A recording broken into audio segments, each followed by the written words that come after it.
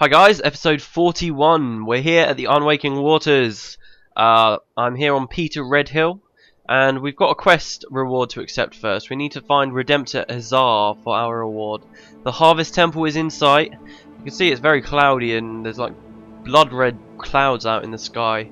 Because we're right at the epicenter. This is where the Jade Wind started out, and I guess the sky's still a little bit fucked up since then. But yeah, where's this guy? Where is he? Oh, he's just down here. And this is the episode where Peter and Tom are coming together again. The Luxons and Kurziks have formed an alliance, and yeah, we've come here to seek the wisdom of a dragon. Greetings, I must say. I'm surprised to see you here. Not many come to the Unwaking Waters. I assume you've come to seek the Council of Kuunavang. Well, prepare yourself. You must first survive the taint of Shiro's corruption. Good luck to you, hero. Alright, thank you very much. So, the time has come to join forces with our new allies, the Luxons. You must journey into the whirlpool to acquire the power necessary to stop Shiro. What has happened with the Kurziks? After performing your heroic deeds, you convinced our people to put aside our differences with the Luxons. According to Menlo, it will take the strength of two forces to ultimately defeat Shiro. What do the Kurziks and Luxons hope to accomplish here at the Unwaking Waters? We have come to the whirlpool to receive power from the great dragon Kuunavang. This is where Saint Victor, the Kurzik champion, who helped defeat Shiro so many years ago, received his power. Okay. So, we're going to find this dragon Kuunavang, but these past few episodes I've been talking about the dragons of Cantha. Now, you know what the salt spray dragons are, hopefully now, and you know kind of what they're like. Now imagine a really, really big, really, really powerful, really, really holy, awesome salt spray dragon. And now imagine that the Jade Wind came along. Now imagine that it was here, and the Jade Wind came along, and just like everything else, that dragon was corrupted. Now you have Kuunavang, and we're trying to seek wisdom from Kuunavang. So yeah, from a giant corrupted dragon. So we'll see how that goes. There's not really much to talk about, I think. I want to read from our journal, which we'll be doing twice actually. Shiro's return. So let's read about the Eternal Grove. I befriended the Kurziks, and they have opened up and shown me the customs of their people. To better become acquainted with one of their most sacred rituals, I escorted 3 volunteers to the Eternal Grove and stood watch over them as they went through the transformation into juggernauts. Luxon raiders attacked the sacred grove during the ritual, but we repelled the attack long enough to keep the transforming juggernauts safe. In the end, the Luxons surrendered when a horde of afflicted approached the grove. Then an amazing thing happened. The Luxons and Kurziks banded together to beat back the afflicted. In the end, this battle proved to both sides that the only way to prevail against Shiro was to pool our combined strengths. So, and now we're here. We're on this end of the whirlpool. On the other end of the whirlpool right now is Tom. And so let's get our henchman and run on in. I don't know who I want to get. Let's get Professor Guy. Let's get Lucas. Let's get all of the Tyrion team, why not? Why bloody not? And last, let's get Danica. Alright guys, so let's go in.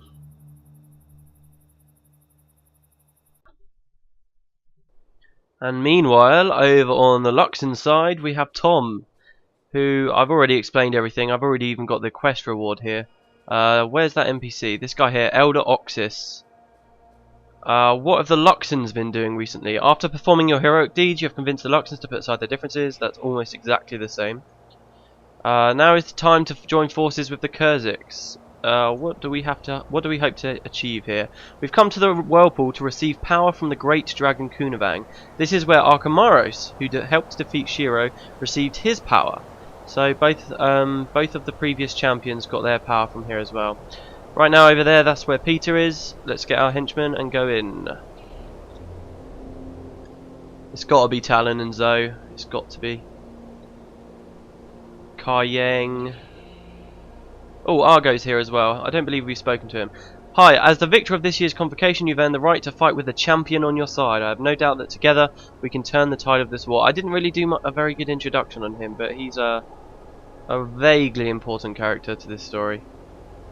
Let's get Damon as well. I love Damon. Okay, so just before we go in, let's read our journal this time, which is here. And the Guyala Hatchery. I befriended the Luxons and they allowed me to help them recover giant turtle eggs stolen by raiding Kurziks. We retrieved the eggs and brought them straight away to the Guyana hatchery just in time to catch a party of Luxons preparing to escort a batch of young turtles to the Leviathan pits. We joined them and helped fight off more Kurzik raiders. As we neared the pits, the Kurzik attacks intensified. A massive battle raged over the destiny of the baby turtles until a horde of afflicted appeared behind the Kurzik lines. Caught in the middle, the raiders chose to join force with the Luxon defenders and fight back against this common enemy.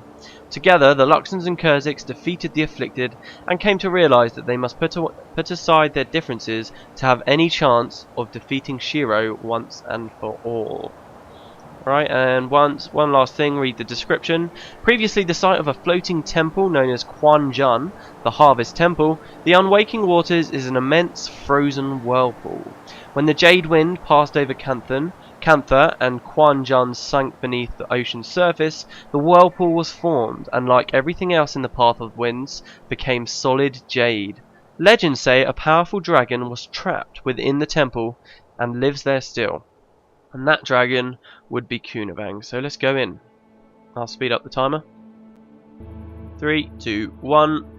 Okay guys, here we go. This is the Unwaking Waters mission. It's a very quick little mission. I'm actually doing the commentary after we filmed it this time because I was once again playing with my brother. Here we are out in the starting area. You're sort of caged off for a little while. But both the Luxons and the Kurziks are together straight away, sort of on this island between the two outposts. You can see there I'm looking up at Kuunavang, him or herself, I can't tell whether it's a boy or a girl, and the Harvest Temple in the background. So you could just see Peter there for a second, and in fact in a minute we'll wave to each other as a sort of a hello. So yeah, that's the island we were on. And yeah, this mission's pretty quick. It's basically just a big boss fight.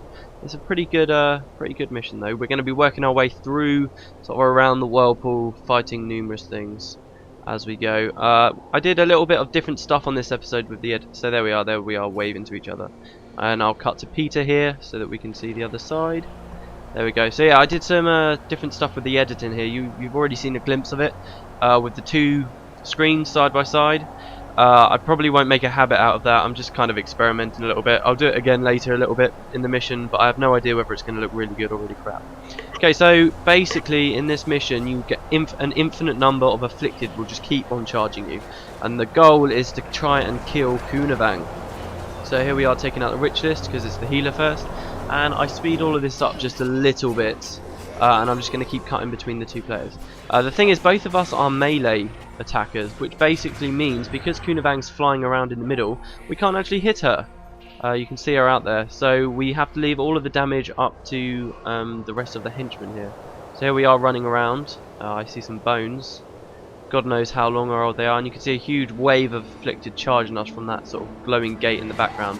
Once we damage Kuunavang just enough, she will flee to the next section of the map behind that gate, which we'll see open up in just a second. And then basically we just keep on chasing her like that. There we go, it's open now. Every time you open one of the gates you get this thing that drops on the floor called an Orb of Resurrection. You can see it there. And I pick it up on Peter, mainly because my brother picked it up the first time, so that's just the way it went. And we end up carrying that to the end because in a minute we're going to damage Kuunavang enough that she freaks out and goes to the temple itself, and we have one big final showdown at the temple. And that can be quite difficult. When this game first came out, before all the henchman skills were updated, this was quite a difficult mission to do with henchmen. It wasn't such a walk in the park, but it actually took us 5 minutes to complete this. It was really easy. So, and we never even got through to the third section. That's the last gate there opened, but our henchman managed to damage just enough for her to freak out and take us into the middle straight away.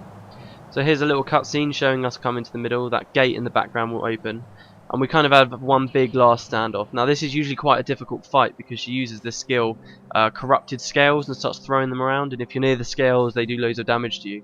But that really wasn't a problem with us here.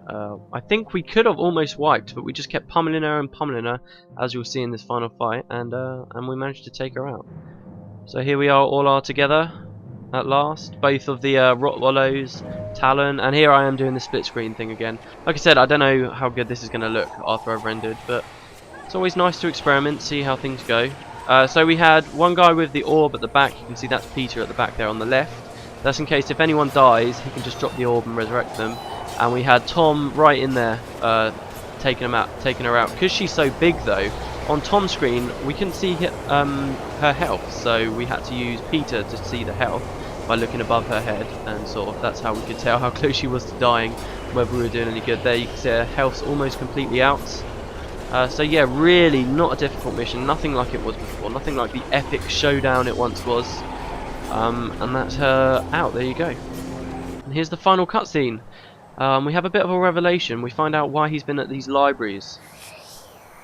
You have released me from his grasp. Shiro's grasp?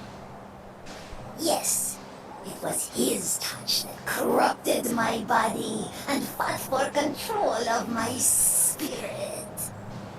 His foul presence tore at my flesh and withered my bones. Still, I resisted. You brought me back to this life, and I owe you a tremendous debt. Please, it is enough of a reward to simply be in your presence. You owe us nothing. Let me give you a piece of advice. Never refuse. So the voice bugs out there again. I don't know, guys. I only have to this once though. When the time is right, I will grant you the powerful magics you require to defeat Shiro, the unholy deceiver. Together we will send him back to the underworld where he belongs. What is it he seeks? Judging from the locations where we've encountered him, I'd say he's doing research. Research? For what? Yes, you are right. He must be preparing a spell. A spell? To do what? To leave the spirit realm and join your world again as flesh and blood. We congratulate you.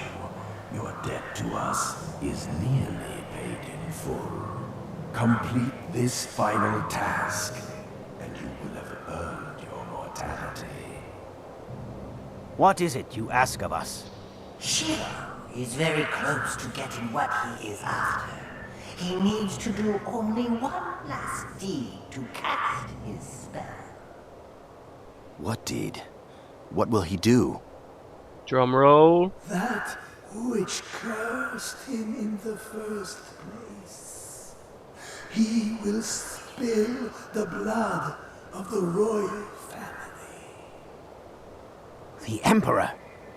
Yes, the blood of your Emperor is the last component needed to give Shiro back his mortality. Your final task is to stop this from happening. Hurry now. You have no time to wait. So there we go. This is it. The last little bit of the game. We're going to that palace at long last, and we have to save the Emperor. But not all is lost, because we just enlisted the help of a dragon. I'll see you guys in game for a little bit of a live bit. Alright, so we warp into the Harvest Temple as an actual outpost now. This is where we defeated Kuunavang just now, and it's become our new outpost. So we've got some unclaimed items. Let's grab those. And read the description. It says, the site of Cantha's most infamous murder, the Harvest Temple in which Emperor Angsiyan was struck down by the treacherous Shiro Tagachi, still stands. It is the geographic epicenter of the Jade Wind, a place of fear, danger and bitter memories. Here the mighty dragon Kuunavang still lurks in the caverns beneath the temple, utterly corrupted by the proximity of Shiro's death wail. Or she once was. And here you can actually come out into the unwaking waters, which I may as well show you, as an explorable area. No real reason to come out here at all, like so many of the explorables in Cantha. It's not as bad as in Prophecies though, but if you take a look in the whirlpool now, there's loads of shuriken. Absolutely loads of them. So Shiro's got a very heavy presence around here. There's not even that many afflicted, it's just shuriken, shuriken, shuriken, shuriken, shuriken everywhere. Yay, so we've got a lot more of those in our path to the end, but we're on like, I don't know, second to last, maybe third to last episode. So yeah, anyway, let's speak to Kuunavang, who's all the way up there. The threads of fate are coming together, weaving one with the other. A tapestry is forming, but its patterns are unclear to me. Master Togo has managed to bring friends and enemies together for an assault on Shiro's army. Join him at Raisu Palace, and look for me in your time of need. To the palace I go! Okay, so just before we go, however, I want to quickly talk about Kuunavang. Now, for a long time, people, if you've seen the previous series, you'll know about Glint, the dragon we met there. And when I filmed that episode, I was talking about how Glint could perhaps have something to do with Kralkatorrik, one of the Elder Dragons in Guild Wars 2. And since that episode, one of the novels has come out, The Edge of Destiny. And in that novel, it was confirmed that Glint is related to Kralkatorrik. Sorry. Glint is Kralkatorrik's champion. Now, Kuunavang is a dragon just like Glint. Obviously, they don't look very much the same, but people always think of Glint and Kuunavang as kind of being like sister dragons. They're connected. And it was said a long time ago that Glint and Kuunavang were as different from the Elder Dragons as day and night. But now it's turned out that Glint is in fact the champion of one of the Elder Dragons, although she's a good one. So that raises the question of what Kuunavang's relationship to the Elder Dragons is. These episodes have been talking about how these dragons of Cantha are very different from the Elder Dragons. But now that we know about Glint being related to at least one of them, there is the possibility that she is perhaps related, this Kuunavang is perhaps related to another one.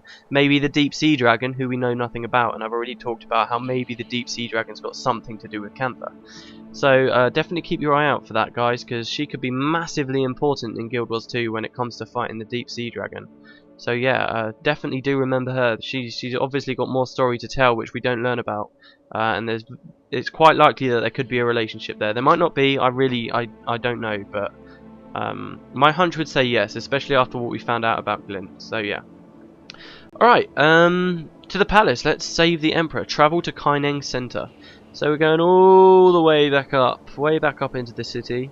But thankfully, we're not going to the horrible part of the city, as we're all familiar with. We're actually going to the palace, which is very different architecturally to the rest of the city, which is just up through here. There was a closed. We came up here very briefly before, but there was a closed gate not letting us get any further. And at last, right at the end, this is where the game will end. I talked about how once we've completed the game, we can get access to an area up here in the city. Well, that's because this is the site of the end. So yeah, let's come up here. Out into the Raisu Pavilion. Alright, so Raisu Pavilion, I believe we're just running straight on through. Or are we speaking to the Emperor's Hand? We need to speak to the Palace Guard to gain access to the palace, so we'll speak to that guy. There's a couple of NPCs that I wanted to point out here though. Out here in the pavilion we've got some different NPCs that have got a lot to do with the Celestial Ministry. Have you filed the proper scrolls that are required to converse with me? If not, begone. The Minister of Earth does not have the time to waste. Can you not see that I'm busy thinking up complicated new building codes? After all, we cannot have peasants building shacks just anywhere. So I haven't really talked about the Ministry yet, but with the new content that's coming out, Winds of Change, I may as well mention them a little bit. The Ministry are basically the people that run everything out in Cantha, out in the city. There are 4 of them. You've got the Ministry of Flame, the Ministry of Earth, the Ministry of Water, and the Ministry of the Wind. And they all work on different parts of the city and all have like a different mythical power. So like the Ministry of Flame's mythical power is that they have control over the sunrise and the sunset. Definitely do remember the Celestial Ministry. They're very much painted as quite incompetent and corrupt. We've had a few quests, a few little things to do with them as we've gone through this story. But in the new content that's coming out, Cantha Winds of Change, a new ministry, about 10 years from now in the timeline, a new ministry will be coming out called the Ministry of Purity. And this is a ministry that is all about getting rid of all non-humans from Cantha. And that's going to really affect the Tengu, really quite severely. So we'll learn about all that. That content's obviously not released yet, but hopefully I will be doing a let's play of me going through that. So yeah, everyone bear that in mind, because that will have quite a bit of significance to do with where we're going in the long run. So anyway, here we are. Sorry, but you cannot pass through here without proper authorization. I thank the gods you have come. The palace has been overtaken, and Master Togo told me that when you arrived, I was to escort you to the palace immediately.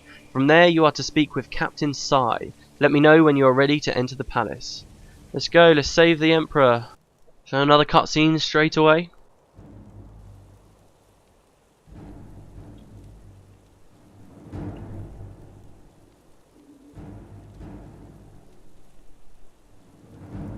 So here's Shiro. He's an envoy, of course, so semi-transparent, can go wherever he wants. And here, here is his army of shuriken. Holy crap! All here to kill the Emperor. I love these ones. They look like Naga, don't they? They look awesome. Maybe they've got the spirits of Naga in them. Some of them look like Kirin, some of them look like mantises. And they're chasing a guard, or at least he's running away.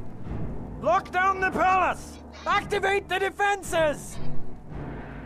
But sir, our men are out there too. They'll be killed. Don't fool yourself, soldier. Those men are already dead. And we will be too if you don't do as I tell you.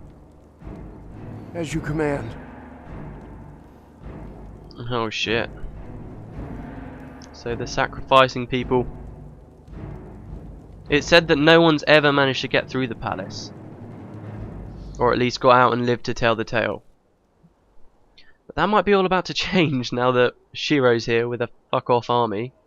So this is the very centre of the palace. This is almost as deep as you can go. Right near the Imperial Sanctum. Lots of people chatting, even a child. My Emperor!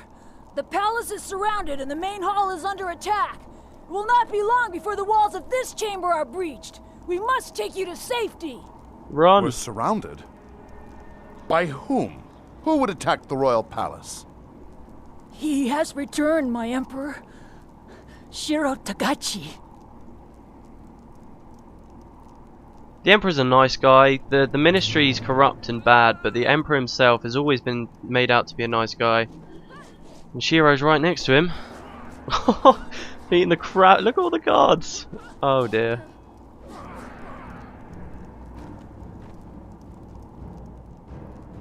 Show mercy, Shiro. Do your worst. All in good time, Emperor. All in good time. See, Kisu's badass. He's just like, yeah, do your worst. He's not even scared. That man just slaughtered your personal guard.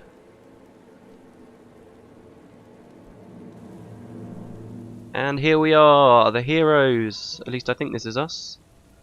Been let through the gate. Yep. Kuunavang has come with us. Suru, Menlo and Togo. And Suru... Oh, he got through. I thought he was going to get locked out for a second there.